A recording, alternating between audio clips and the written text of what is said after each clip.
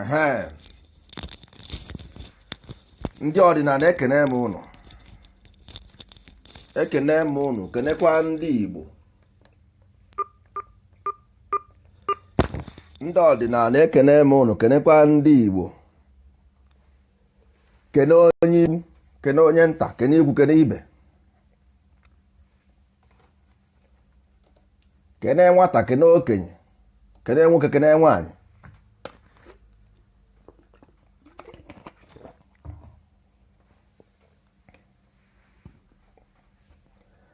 Okwu anyị taa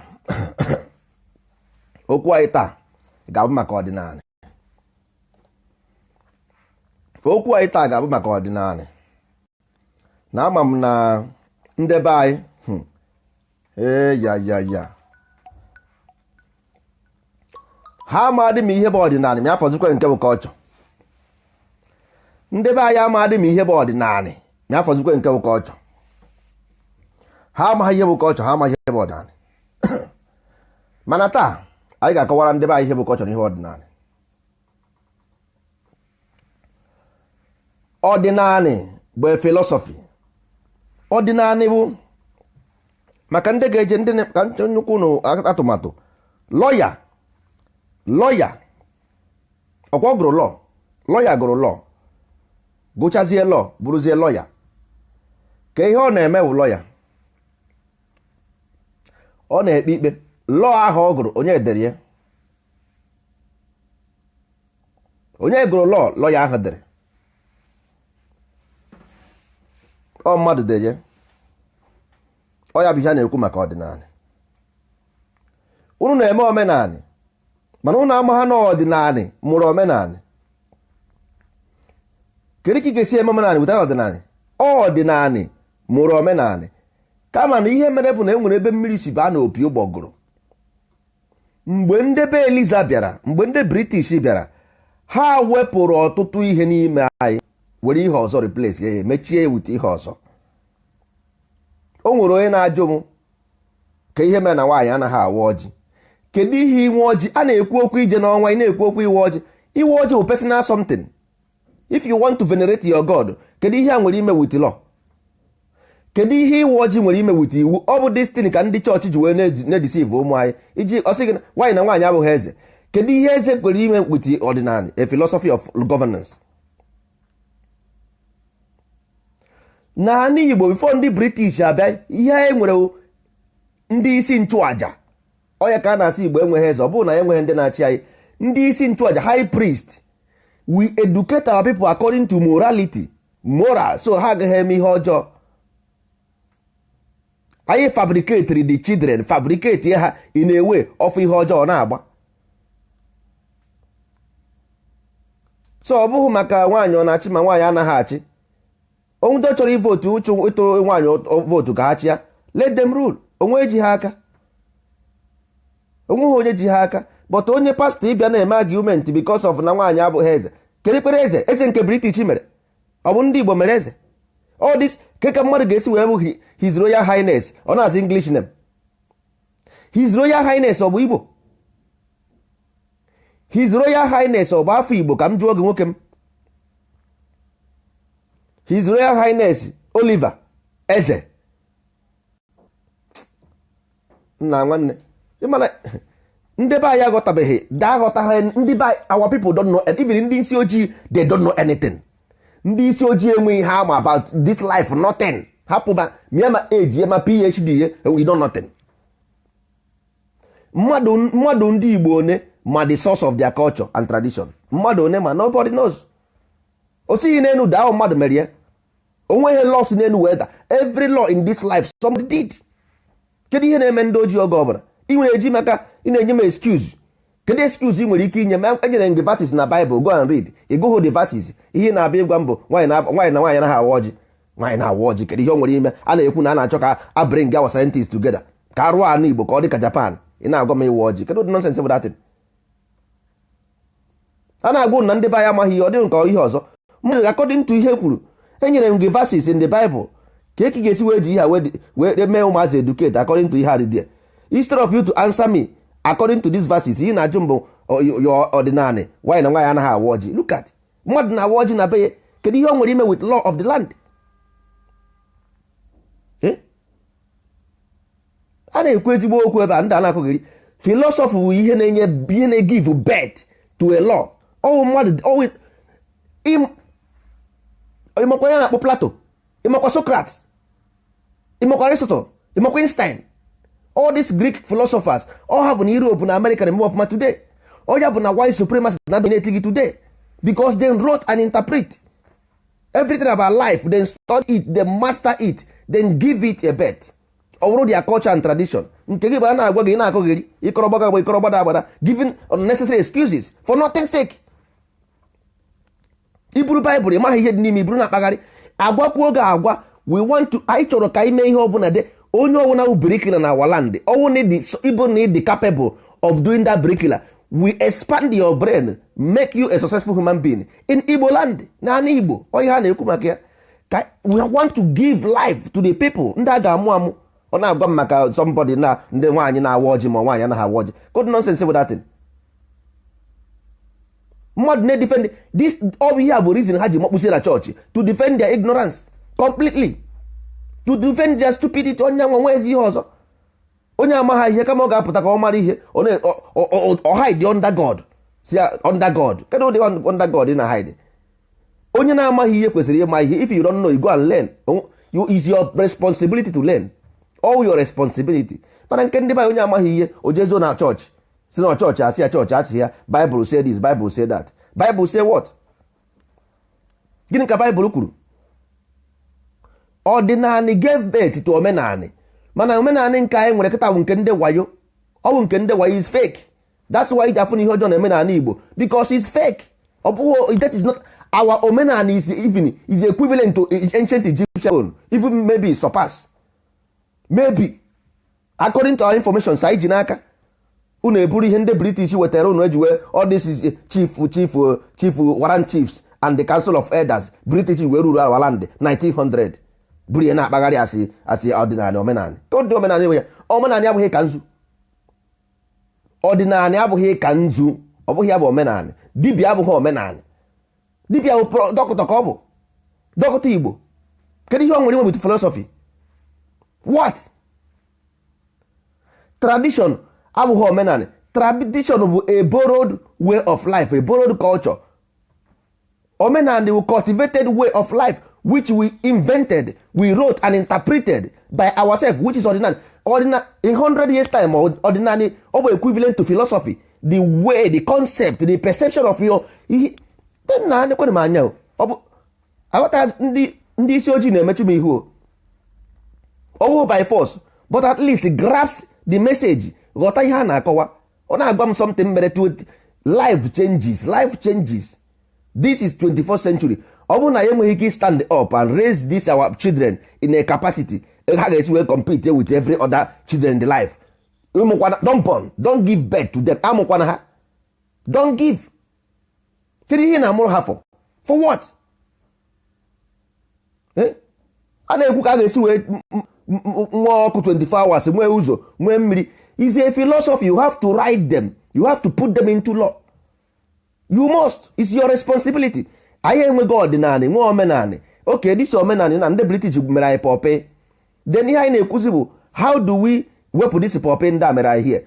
Ọ bụ ya bụ alụ a na-atụ. Ọ na-eteki so much energy and so much thinking faculty because he don't used to it. Because amụrụ gị na cage, nnụnụ amụrụ na cage chere ife efe bụ arụ. Nnụnụ amụrụ na cage chere ife efe ọ bụ arụ. That is why a na-ekwu something ọ na-asị your culture evil, your culture this, your as if na o nwere that is Chukwu just nọ si n'eluigwe tụọ this thing. Enwere iko ala adịghị mma bụ uru ndị nze. Evil dị bụ adị, bad thing always ọ dị ebe ahụ before. Some useless people might come together and say agwara m gị mgbe ụmụ nwaanyị dara n'ala Igbo 1492 with evidence I can prove it.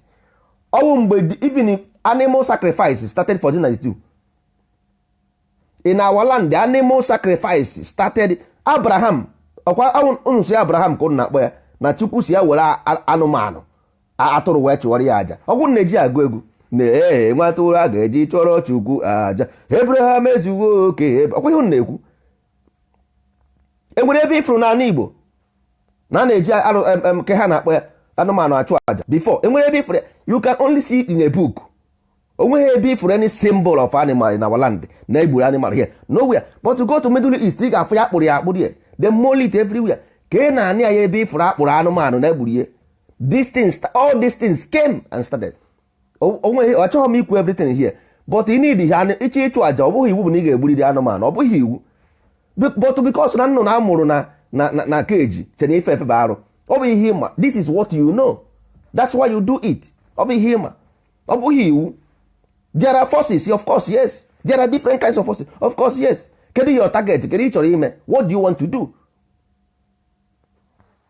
ịghọtago? So mana ndị Baịbụl a na-ekwu okwu ọdịnala ya ọ na-amara m atụ, na-agwa m nonsense, na-agwa m eji gbuo ejima mee nka. Ka ihe ya nwere ime with the philosophy of improvement? I don't understand. Kedu ihe ya nwere ime with the ya only a religious concept, nothing more, nothing less. Agwara m ndị ụka egbugo unu eche na asị, because everything ị na-elive to you as a reality o wee concept, but nwere ike ịmaghị ihe concept. Ịghọtago? Concept bụ the way of reasoning. Ịghọtara? So this religious people ha padịrị this religious philosophy into your education. Kedu ihe na-agụ university ọ bụrụ na enweghị ike ịrụ nwụta ya moto? Kedu ihe na-waste your time? Why wasting your time? ịgụcha the thing pụta ije mee youth service zuzupụta nothing, gbara aka na-akpagharị ka onye ozu na-akwa ha akwa. And why go in there at the first place? Why? ọ bụ onye chi ịma ihe ọ ga-ama ihe. Ife onye obodo ọbụla chọrọ ibu uru, you will see them. Any country chọrọ ibu uru ị ga-afụ ha. The education, the cosmic is there. Chukwu ekechago ụwa ka ihe niile ka enu ka anị, nye gị ụkwụ, nye gị aka, nye gị everything, nye gị the spirit of him, of the God itself inside you for you to develop. Ịhapụ ya ihe ị na-atụ aka ndị nna nna ha mere. Kedu ihe nna nna ha mere nke a means what? Mana ị ga-eto ije gbaa abọ, ịgbacha abọ ya ịzụwa ahịa, ị ga-emacha ma odo stins gbaa game mee ihe niile. O ruzie agwazie gị na life would exactly the same thing ị na-elive. No ya bụ the life. Ị tụwara m aka chọba onye ga-asị na ọsị gị na ihe iji ebu Baịbụl because of nna nna gị ha ekwe ka nwaanyị bụrụ eze, ekwe ka nwoke nwaanyị wụọ ọjị, ekwe ka nwaanyị rie n'nkwụ. No ya mere nji wee jebe ụka. Ihe o make sense biko. Ịwụ lọya, ijere gụọ lọ ka ị wee bụrụ lọya. Onye edere lọ ị gụrụ, when you interpreted ordinary, it becomes omenani. Ime ordinary interpreted, it becomes omenani. Onye nwa bụ ihe a na-ekwu ordinary na omenani. Ha na-aba bụrụ ofu nwere ike emekọ. Ndị be anyị anaghị aghọta, they don't know. And ihe na-egbu mmadụ n'ụwa ọ bụrụ na ị marọ, if you don't want to know. Ị marọ ask, jụọ ajụjụ. O nwere Chukwu kere onye ọbụla ka ihe ọ ga-abụ. O nwere ndị ka ibe ha mara ihe normal. Ndị mmadụ eburu na-akpagharị asị ordinary bụ ofu simple thing, is a philosophy. Is a philosophy written for particular thing. So all depends ihe padre n'ime that idea. All depends ihe padre there. Ndị nna nna anyị ha wee si ordinary. Yes, because na ha chọọ external influence to influence their society. They don't want, because all the whole cosmic, every intelligent, every information is in cosmic. Onweghị limit, onweghị gate kpọchiri. You can have them if you like. You can have all the whole information. So why should I take external influence? Why don't I influence my own? Why don't I expand and export my own influence? Why? You got that? So but ndị be anyị to na how they go used to lazy, no, don't think. How they go used to sit down, look na dog name. How they go used to buying and selling. How they go used to this automatic. That's the problem. Ị na-agwazi ha something real. Ana m agwa, so most of them chere ihe a na-ekwu na ọbụjọ ọsọ osie ba bụ osie, because ha ghọtara, they don't understand with their big money and big grammar. They don't understand simple life. Simple life, they don't understand. That is the case. Kedu ka ga-esi na-ekwu ọdịnala? How can we move forward from here? Ebe anyị nọ na, we have been trapped. We are trapped here. I dey trapped here. Ọnụ na ị na-afụkwa ụzọ ikpuru isi. Don't you see it? Ịma ha no west nwe Nigeria, don't you see it? Ịma ha no west nwe nwere reason why ha ji wee create Nigeria. Ịmara ya, you don't know. ha nwere reason ha ji wee kee ya. You don't know, you don't see. Onye isi ka ị bụ ngwọrọ ihe bụ ịmahọ. That's why iji achantụ na-ekwugheri, because you don't know. They own it and you cannot take it away just like that. Only philosophy will destroy it. Only an idea can destroy it. That's all. Onwezi ihe ọzọ. Iweta egbe ha agbagbuo gị, iji egbe enwe ihe iji. Iweta mma ha gbuo gị, enweghị ihe iji. Don't have nothing. So they own it for today, for tomorrow. They own it. Ị na-ekwu na-agba m out nonsense na-enweghị isi. All these things you know about your culture, 95% of them is not you. You have been created. Ekere gị eke.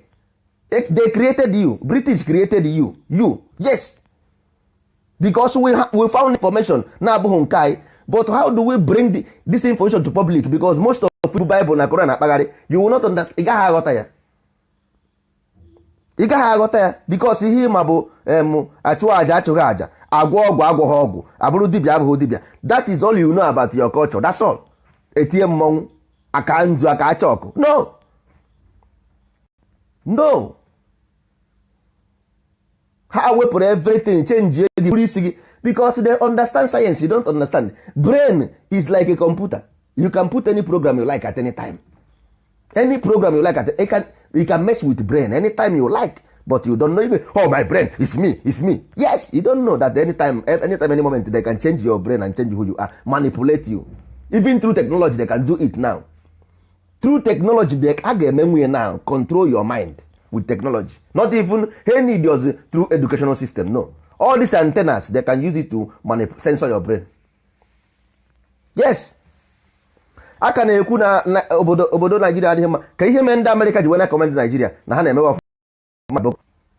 Ọkwụ na-ekwu na ndị Europe kwesịrị ịkọpị from Nigeria na ha na-emewe ọfụma na wit ndị Boko. Ọkwa nchekwa ndị ahụ ndị unu na-ekwu ga-abịa nye n'anya aka. Ọkwa ihe ndị unu na-eche na enye aka na were n'iru unu gụọ eze unu ọnụ, my brothers.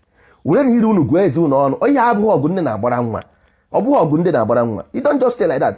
Nekwarị ya ka a na-achọ ime introduce na Nigeria na ihe awa ọdịnala ka ọ don't you see it? Ọ ka nkwugo okwu ihe ka ndị ahụ ihe anyị na-akọ ọ na-eme ha na ọdịnala ka ihe ahụ ifu ka si eme expand their ideas to you by force. Ma ị chọrọ ma ị chọghọ a na-ebutere gị edie.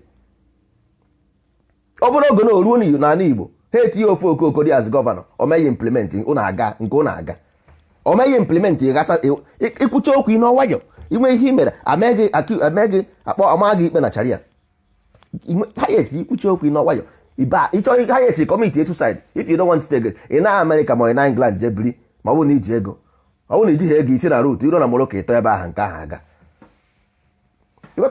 So ihe a na-ekwu ihe a bụ ọdịnala is an idea dị bụ adị dị nema. So ọ na-ewe na iwe ọ bụ ekwu kọlụ a na-abịagasị ọ bụ ndị a na-akpọ mmadụ ebe a na-ekwu ezigbo okwu ha na-akpọ mmadụ na fon. So ihe m na-ekwu bụ na ndị be anyị ọ bụrụ na ya emeghe ọsịsọ chi ejinarị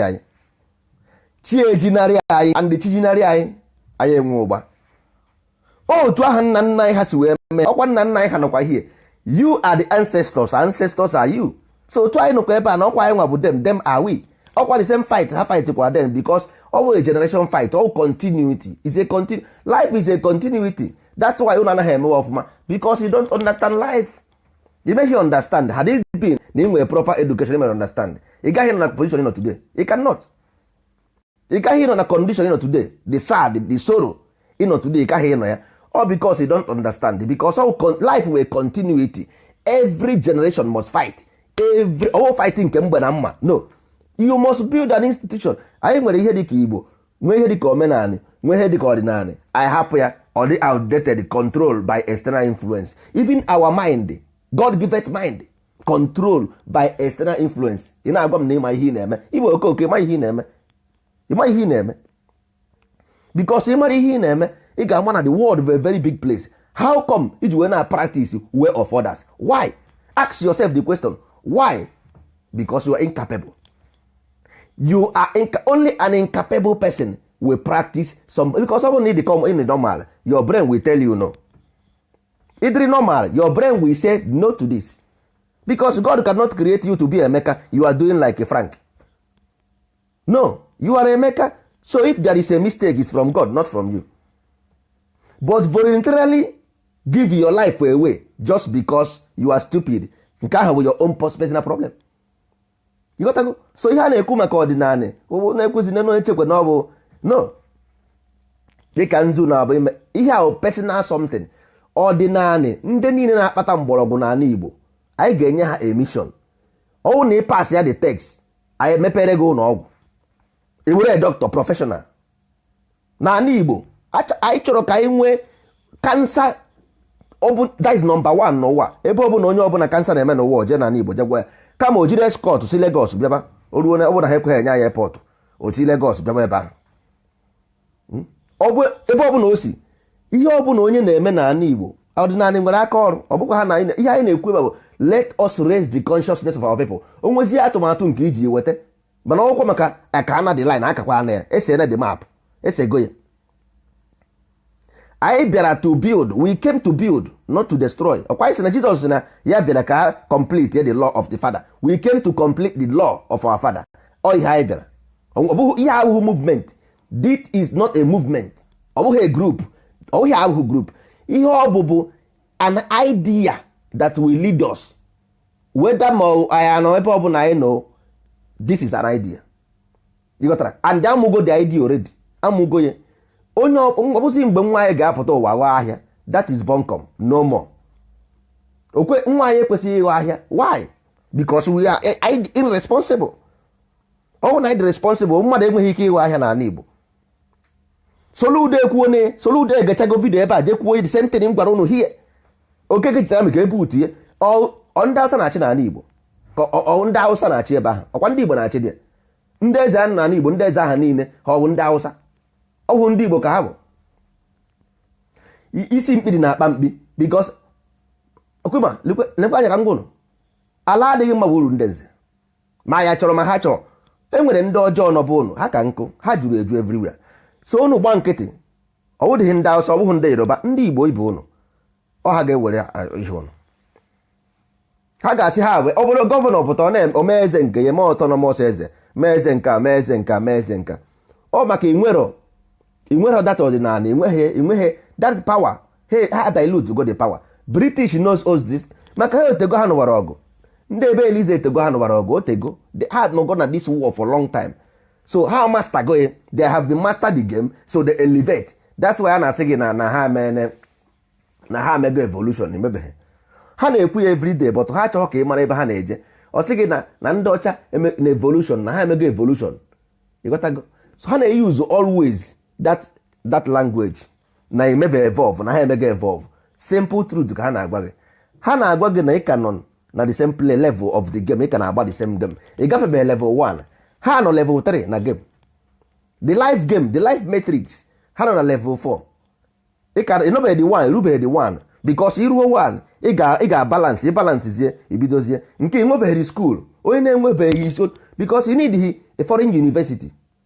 You need the information of whatever they do. Use way, because ihe na-azụrụ nwatakịrị bụ ka nwatakịrị aha too may excavate what is in your land, extract what is in your land for physical and material wealth, so that you can grow your place. Mmadụ one gara school na buy man of that thing for the school, not that thing for the reason of education. How many people ma? Because in the use enemies education. Because you marry education mean in the first place, you marry home mean. You got to go. Open in my education mean. You got to use that thing for education. Education mean na ndị na-amụ morally, they will behave morally because there's onwe ya na transmutation. Morally, enigwe na-ekwu bụ the condition of the mind. So ọ bụrụ na eme the child educate, because he need to go to God moral. Ị na-eme ezigbo omume, you are inside the God's consciousness. You got to go. So a ga-enwe institution ga-eme nwa ahụ morally or dey perfect almost, or not dey perfect, or almost. So that means naturally all the close to God. Then the other education abụrụzie for material creation. You got to go. All ya bụ education. You gaghị just buru a curriculum from somebody else. You maghị ihe dị there. Ndị ọcha mere public education 1700 mgbe e nwere industrial revolution in Europe. That's it. onwezi ihe ọzọ. Mana ịpara this information paraje na be gị, ị nweghị indọstrị, ị na-ebreed ndị workers, where are they going to work? Ebe ka ha ga-arụ ọrụ? Ebe ka ha ga-arụ ọrụ? A na-agwa unu na simple thing mere anyị adịghị mma, unu eche na a na-edisive unu edisi onwe I don't care. Ịghọtago? Achọghị m ịma ma mụrụ anwụ ma ede ndụ o, ma ijere n'igwe ma ijeghe ọkụ mmụọ. Ọhụ my responsibility. My responsibility is the land we gave birth to us. Ihe a na-ekwu nwanne, because na ije ụlọ ọgwụ, ijere ụlọ ọgwụ asị na ahụ adịghị gị, mana o nwere ebe a ga-eme operation, mana eme operation anụnwa na o nwere ike ịtọchị nerve, and ọtọchị ya nerve na ị nwere ike imerụ ahụ ke nke ya ahọrọ.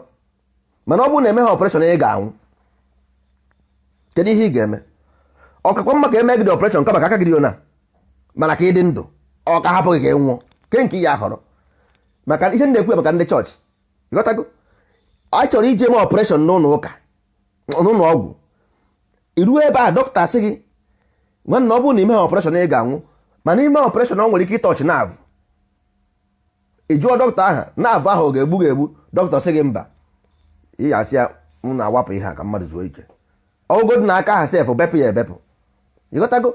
So ndị be anyị kwesịrị ịma na ihe anyị na-eme bụ ka ọ dịrị onye ihu dịrị onye azụ.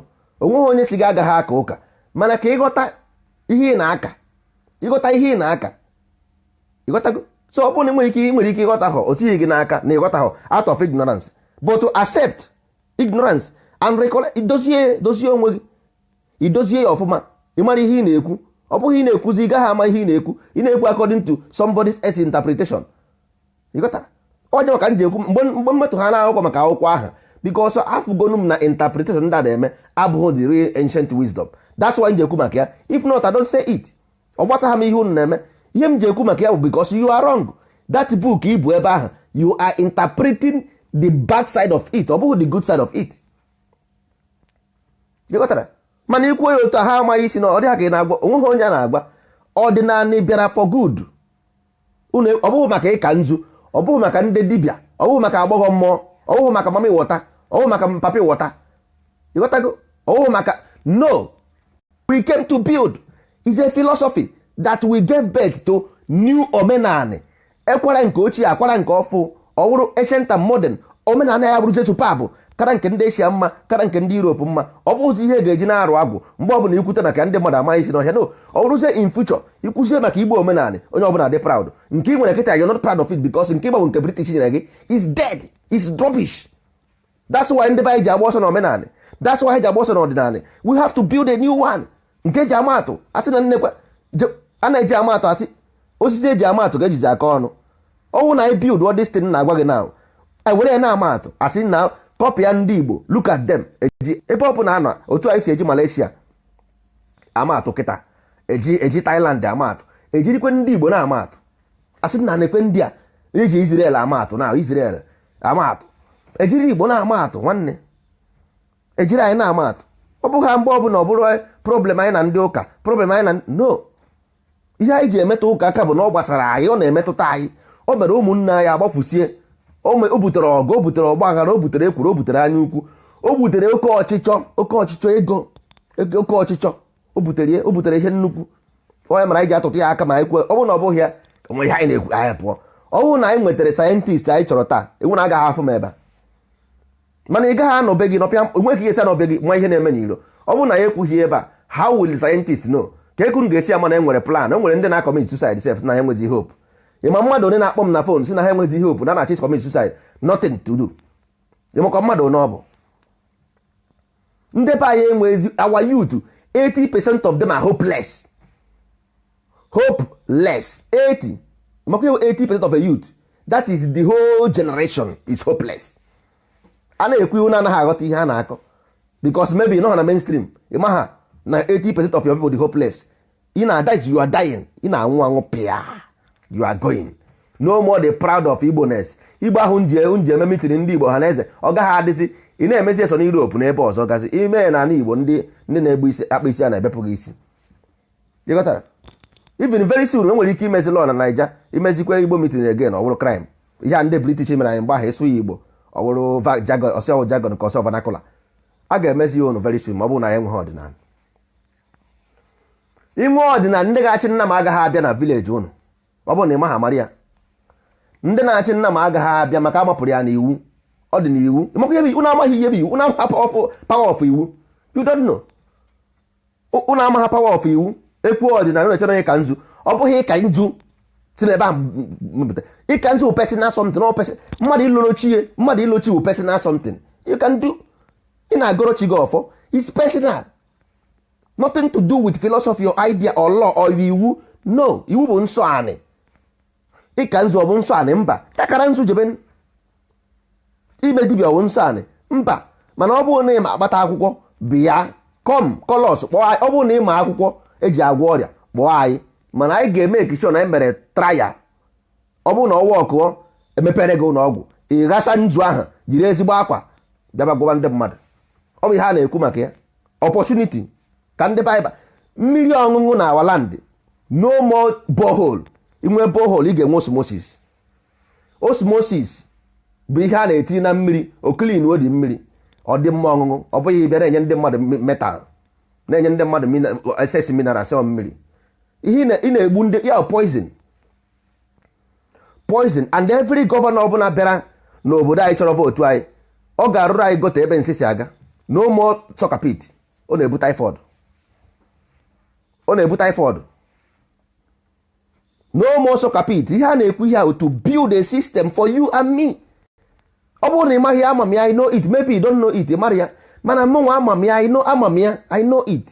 That's why m ji agwa gị ihe ga-abara mụ na gị uru. So nyezina m example of rubbish. Don't give me rubbish. For me that thing was nonsense. Ọ baghị uru. Onye ọbụla chọrọ ime ihe na awaland asị na biri ka mbiri na ana Igbo biri ka mbiri onye na chi ya. Nwa mmụọ emegbu na nwa mmadụ egbu na nwa mmụọ. Ọkwa ihe kwuru ihe niile adịcha n'okwu Igbo. Ọ bụghị mma otu kwuru ya nna nna anyị ha kwuru ya and ebe ahụ ka anyị kwuru n'aka. Ị ga-eje ụka ị ga-agọ mmụọ ị ga-ekpe isi anị ihe ọ bụla ị sọrọ gị mana ị ga-emerịrị ya under the law under iwu of ọdịnala so that ka anyị nwee a society controlled society. Ịghọtago so onwezi ihe ndị ọ bụrụ na anyị kara na Nigeria mgbe ahụ enwezi ihe a chọrọ ime they have to take iwu from us. Anyị nwe the land anyị nwe nwe anị ka a na-akpọ ya anị ọdịnala iwu a si na anị wepụta ọwụhụ borrowed one.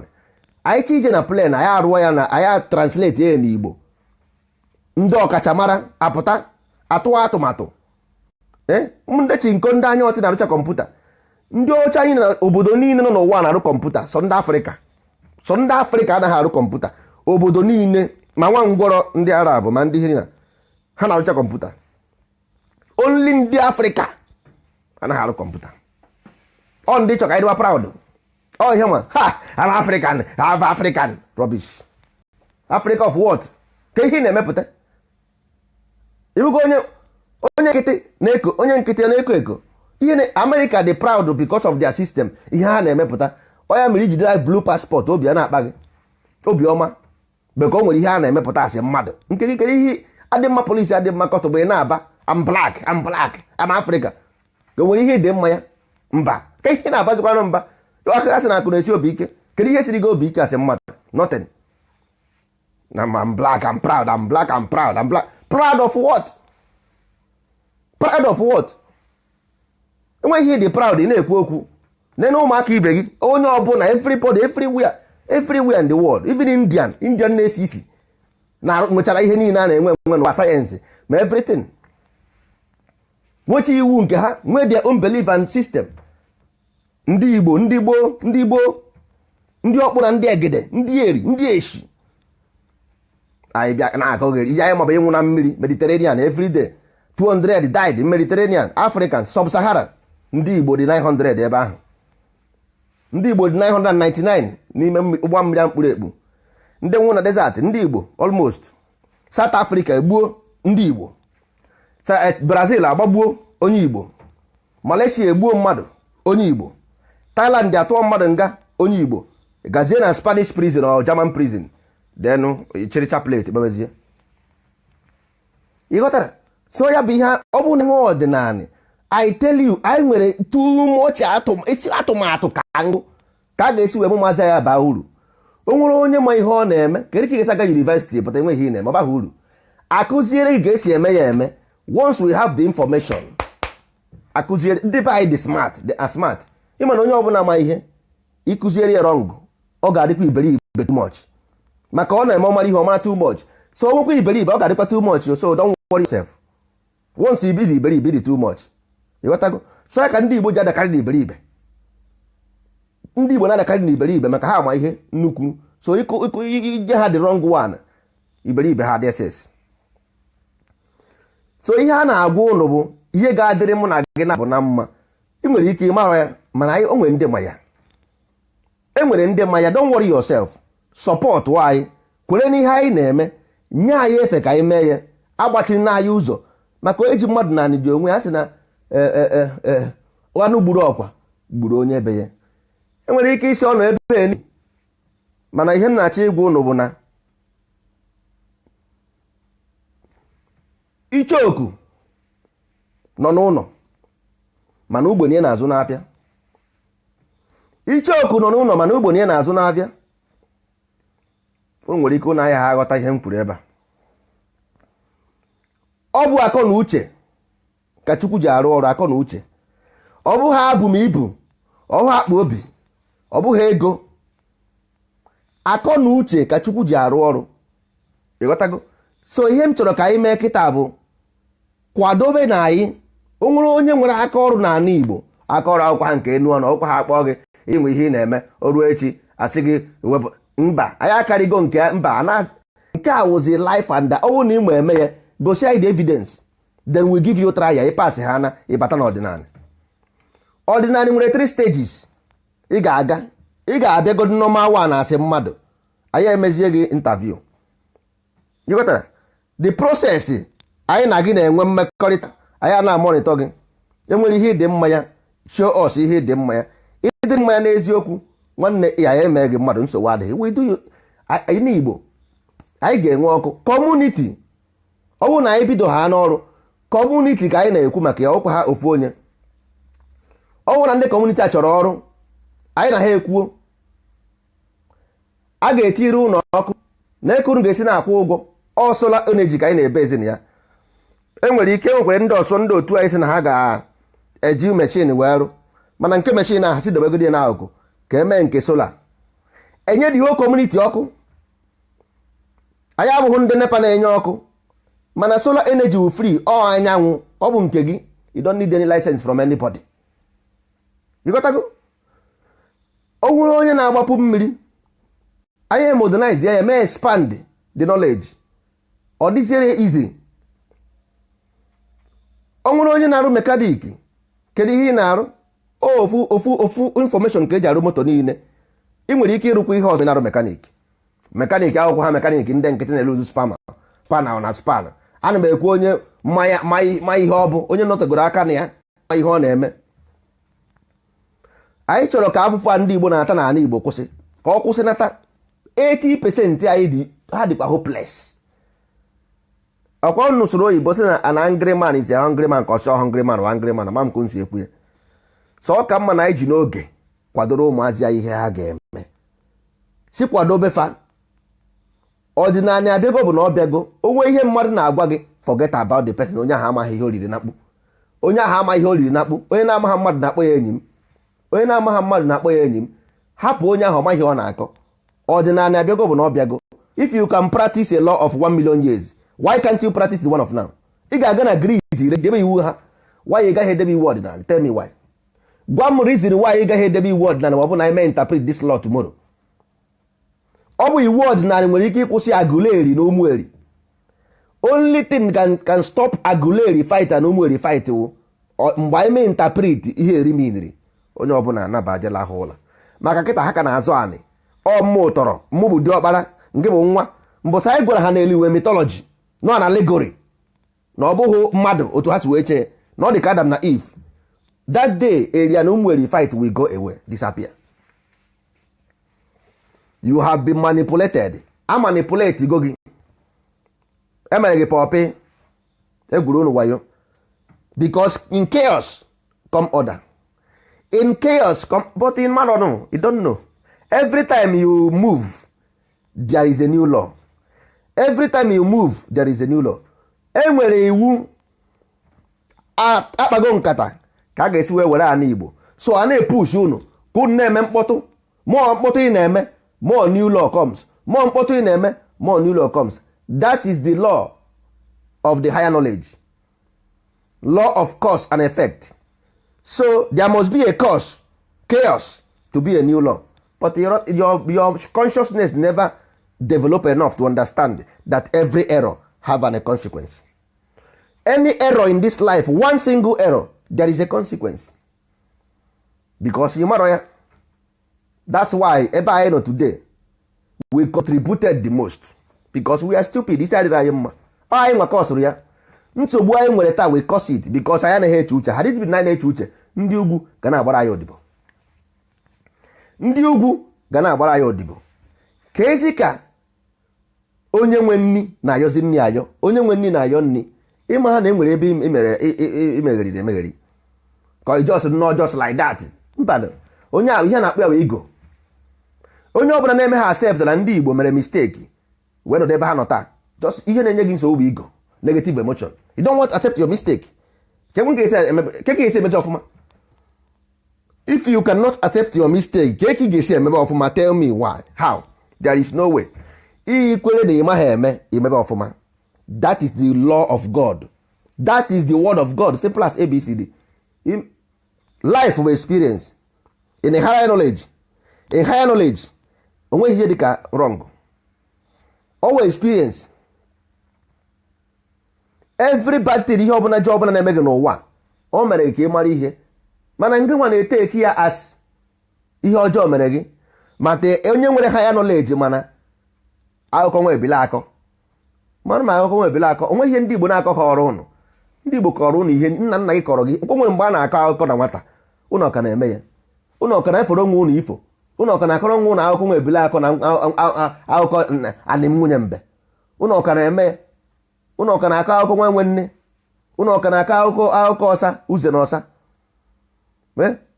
ụnụ ọka na-eme ya ụnụ emenago ihe ụnụ na-eme chirizie nọnsensị ndị ọcha ndị British wetara na-akọgheri ajụọ gị isi omenala gị bụ ihe ahụ abụghị omenala gị.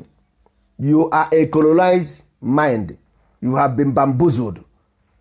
Now ordinary abịago ancestors go, ancestors come. Ancestors gone, ancestors come. Ha nọkwa ebe akwụkwa the same people ahụ enweghị ebe ha na-eje.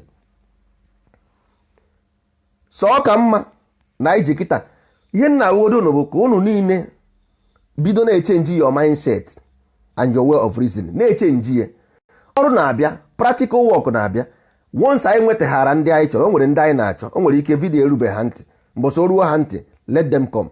Mana ihe m na-achọ okwu na-eche eji ị na-agbanwe ọwa ya onwe ka na-eji ewepụ ya, anaghị ewepụ ya in one day. Na-agbanwe omume gị, na-agbanwe aka na uche gị, na-arịgo arịgo, ịgbadazi na agbada. Ịghọtago? I control your temperament. Ọ mgbe ihe ga-eme ome gị, I control your temperament. Just rush ya like that. Because rush ya like that, consequence ị nwere ike ị gaghị ebunwe the consequence later. Cool oda nji gwa ya enyo ya enyo. Ịghọtara? So ndị be anyị nwere isi oyi, ha kuluo, ha nwere isi oyi, ọ ga-adị mma, ọ na-adịgide. Ọ na-adịgide. Chukwu anyị kechiri ikere Chukwu na ọdịnala, na ọdịnala ya nwere ike ịpụta, a na-ekwu ya ekwu. Na ọdịnala pụtara, enweghị ihe dịka ya. Onweghị ihe ga-adị ka ya, bụ ọ pụtọ nyanwa nwere ike ime anyị ndị na-emegbu anyị emegbudebe anyị. Onweghị okwu onye si na agaghị enwe obodo ọfụrụ. Nke ahụ dịara onwe ya iche. Mana n'ime obodo ọfụ ahụ nke ị ga-esi achị ije na o nwere ike ịmana onye amụ dị mma amaghị onye ibi n'afụ. Unche na ịche ọchịchị dị izi. Unche na ọchịchị dị izi. Ọchịchị adịghị izi. Onye amụ dị mma amaghị onye ibi n'afụ. Ọdịnala ga-emere anyị ọdịtọrọ anyị nwajaghị izi. Ọdịnala ga-eme ebe ka ọdịnala bụ community government. Ọdịnala wee community government. Anyị ga-eji aka emere onwe anyị ihe anyị. Enwezie nke ego fọrọ afọ anyị na gọvanọ. Onwe nke ego ya ezughị ezu anyị na gọvanọ. Ọ bụrụ na onye ha anyị ọ bịakwa ebe a na next 4 years ya anyị achụpụ ya, ọ gaghị achịkwa. so anyị ga-eji projekti na kọmuniti anyị ga-eme ya na be anyị. Mmiri ga-abụ a ga-enwe ihe eji ewepụta mmiri from river clean ye ebupụta ya ọga na be onye ọbụla. Ọ kọmuniti gọọmenti ka a na-akpọ ya, kọmuniti savisi, kọmuniti organizing, ihe ọzọ ọ bụ kọmuniti savisi. Only difference bụ na aga na-akwụzi ha ụgwọ, aga na-akwụzi ndị na-arụ ọrụ ụgwọ ọgwụ na so ha marazie na ihe ahụ their responsibility every morning ha je mee datin na agwara ha mee kpochasị ụzọ zairo. Anyị akụsị ukwu osisi ebe kwesịrị ịkụ ọya mmiri na-ezo anwụ na-acha ndụ adịrị obodo anyị ama mma. Ogodo na ya enweghị korota mana at least obodo adị mma. O nwere ebe moto na-atọ ma mmiri na-eme ihe ekpochie. Ọ bụghị aja ụpa kọnkriti, ewere kọnkriti agbata kọnkriti tipa ịtọ a ga-ekpochi nwe ebe ahụ moto na-eme ọpụta ọtọ apụta ewere aja ụpa. Gọvanọ ọbụla wetara aja ụpa anyị achụpụ ya dị. Gọvanọ ọbụla wetara aja ịma na aja ụpa mmiri zoo omiyan ka ihe ọ na-awụrụ ya ebe ahụ, ka ihe na-awụrụ ya aja ụpa ihe ịma na mmiri na-ezo n'ala Igbo mgbe ọbụla ka ihe na-awụrụ aja ụpa ebe ahụ. Ọ na-awụ ya ka gịnị mee ka ụzọ dị mma ka ụzọ dị njọ. Anyị eruo n'oge ịma ihe asịghị m gị bịa na omebe n'ọdịnala. Ihe mma bụ kwere n'ihe ọdịnala na-ekwu na-asị na anyụkọ mamịrị ọnụ ọgba ụfụfụ. Kwere were vidio jee gosibe onye ọbụla Soludo ekwubekwuo ne asịkwa m n'usoro ya maka asị Soludo ọ ka mma na afịa bụ Soludo maka ndị na-asị n'afọ ha bụ Obianọ na Obiise ọ bụ ya onye ka Soludo ọ sị gị Soludo at least afịa ka dị mma. Ọ gechaa vidio anyị ọ ghọta na ihe anyị kwuru ebe a bụ eziokwu, o jekwugasịa ya na news. Ọ dị mma na-emebe otu ahụ, ha na-eme otu ahụ iwe ya ha na-ewe anyị too much. Ịghọtago nke ihe iwe na-ewe anyị nnukwu bụ na enweghị ihe ha ma ka mmadụ ga-esi ghara ịma na o nwesịrị inwe ọdịnala wee nọdụ na that kind place dangerous situation a na-akpọ Niger area. Ịnọ na ihe dịka British Empire ịma ha na ị kwesịrị inwe ọdịnala. Since ndị ọcha ji wee butere anyị milk na be anyị enwee n'ụgba. Since ndị ọcha ji wee butere anyị milk anyị enwee n'ụgba. Mana nsogbu adịghị. Ihe mere bụ na nke taa anyị kwuru na mmegbu nkenke na ọdịnala bụ a philosophy that gave birth to omenala. So unu confuse n'onwe unu. Ọdịnala abụghị ihe si naanị wee puo ma o mee nka, no. Ọ bụ an idea that gave birth to omenala. Mana omenala nke anyị nwere na ịbụ na ọ naghị awụ ọgụ onwe onye na-abụghị ya na ọwa ọkụ na ọ bụ ya mere ndị ọcha ji wee were ụka bata anyị ime maka a sị na ihe anyị na-eme adịghị mma. Mana ọkwa ha nwetiri ihe ha na-eme adịghị mma, ọkwa ha anyị nwewo ha nwetikwere ihe na-adịghị mma o tikwe ọkwa duru mmụọ ihe na-akpa duru mmụọ gbuo mmadụ duru mmadụ jee mgbarụ. Ha bịa mebisiere anyị obodo sikwa ebe a bịakwazie sikwa anyị na ihe ahụ anyị na-eme adịghị mma. Ọ naghị benefit anyị. There is nothing like development in our culture of today. In our today's way of life, nothing beneficiary. Enweghị nothing. Enweghị. We don't keep information. Ihe ọ bụla unu na-eme taa mara na ọdịnala na-ekipụ ya. Ọdịnala na-ekipụ every information happening in Igbo land. Anyị na-edetu. Ihe iji mara maka Plato, Aristotle, Einstein bụ na ha na-ekipụ information. You don't keep. Ọ ya bụ tomorrow education. Information is tomorrow education. All the life mụ na gị live now ka anyị eji eme ụmụ anyị nke aka ya mụọ educate tomorrow. So you don't keep information. That's why ihe na-eme gị ji eme gị. Ajụọ gị onye eri Igbo ịmahọ, ajụọ gị ancestor gị ịmahọ, ajụọ gị mpa nnukwu na ịmahọ because you don't keep. Ọdịnala ebidogo na-ekip every information na our land. That's why anyị ji gwa gị na anyị because anyị ma ihe mere anyị ji were ebe anyị nọ taa. We know. Onye mere anyị ji agwa ụnụ ihe anyị na-agwa ụnụ na nke a taa bụ gboo ka anyị bido nkịta abịabịa. Hapụnụ ndị a ụdawụ ndị ngwọrọ mgbe anyị nweta ndị sayensị anyị science of everything ndị bụ ndị ọdịnala. Nwanne ebe a nke ga-ama na mmadụ nwere ike ịnọ na slave na American slaves ọkwa enwe ha nwa rụrụ moto rụọ ma mmanya ọkụ jekweje jụọ ese. Most of this thing na made in America ọkwa slaves rụrụ ya ọkwa ndị slave imechekwa na otu ọ ndị Naijiria nweghị ihe ọya ya na-ekwo ihe eme nwunye jekweje jụọ ese ịmana ụnụ anaghị agụ akwụkwọ go and read. Na anyị ga-eme nwe tijara. You don't need mansion to build university. In 3 rooms and parlor you can bring an idea that can maybe siele isi obodo.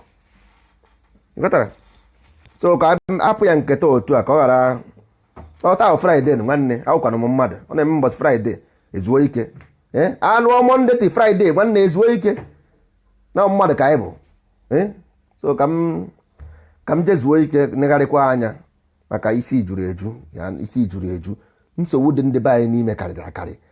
Hapụrụ ndị papalolo nwuru anyị aba ọ bụrụ na enwere uru ndị papalolo anyị aba ha ka abago ihe a na-ekwu na bụ ihe a kwesịrị ị na-eme eme. Every gọvanọ kwesịrị ịma ihe a, every senator kwesịrị ịma ihe a, ọhaneze kwesịrị ịma ya, mana kedụ ịnụgo ya n'ọnụ ifuge na attitude ha bifo ka ihe amaghọ na Igbo kwesịrị ịnwe ọdịnala bifo anyị awụrụ mmadụ ọwụ na ya emeghie ma Naijiria ma Biafra ma ebe ọbụla you are not going nowhere. Nwe ebe na-eje there is no automatic way of life nowhere.